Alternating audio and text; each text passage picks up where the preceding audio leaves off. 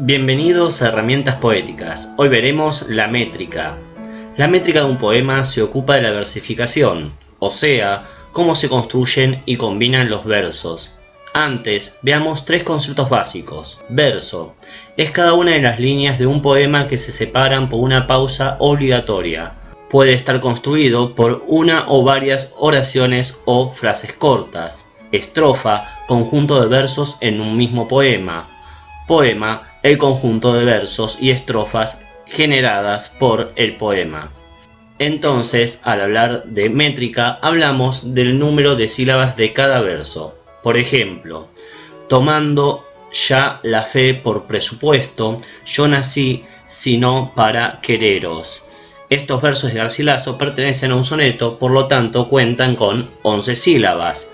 Tipos de métrica. Existen varios, dependiendo de su medida, entrarán en un grupo u otro. Versos de arte mayor. Están compuestos de más de 8 sílabas métricas, es decir, de 9 en adelante. Aquí encontramos los siguientes versos. 9 sílabas métricas, eneasílabo.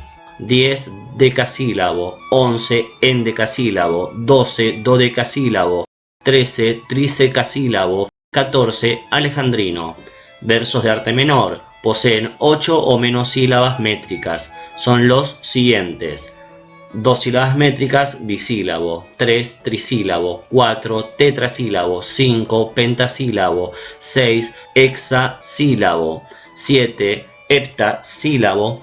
8 octasílabo. Licencias métricas. Es importante tenerlas en cuenta para contar las sílabas de cada verso. Sinalefa es obligatoria. Se produce cuando una palabra termina en vocal y la siguiente comienza en vocal.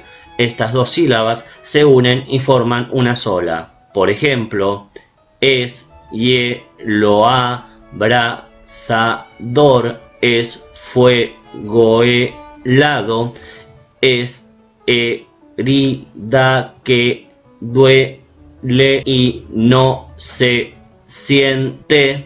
Cabe destacar cómo la H en fuego helado no impide la sinalefa, como tampoco la Y con la E, donde la Y toma forma vocal.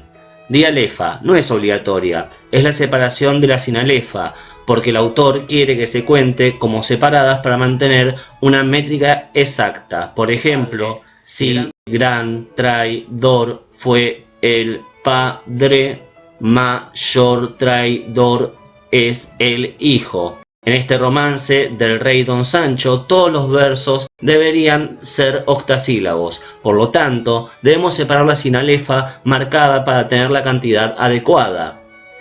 Diéresis tampoco es obligatoria. Es la separación de dos vocales que deberían formar diptongo dentro de una misma sílaba. Cantando vas riendo por el agua, por el aire, silbando vas riendo.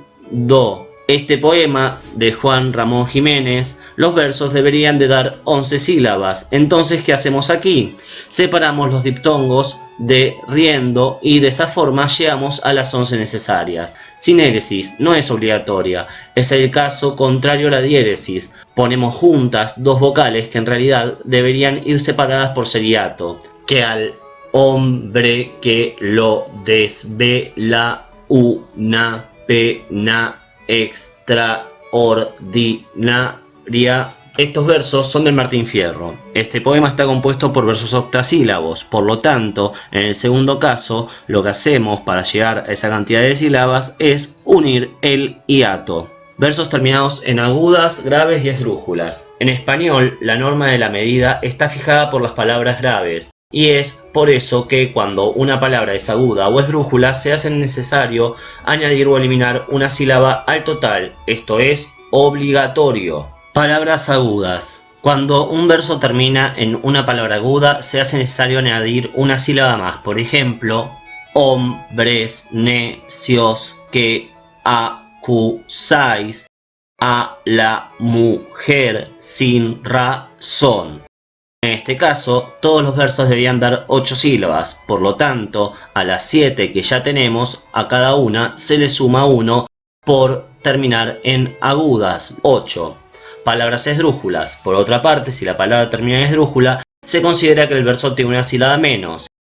La sílaba que no se cuenta es la postónica y no influye en la rima final de cada verso. Por ejemplo, hoy porque tú has venido a visitarme, me acuerdo de que hay mundo y de que hay lágrimas. Aquí, en este caso, tenemos que la última palabra del segundo verso, lágrimas, es esdrújula, por lo tanto, a las 12 sílabas se le resta una. Cuando la palabra que acaba el verso es grave, no es necesario realizar ningún tipo de cambio en la estructura métrica, como ocurre con el primer verso.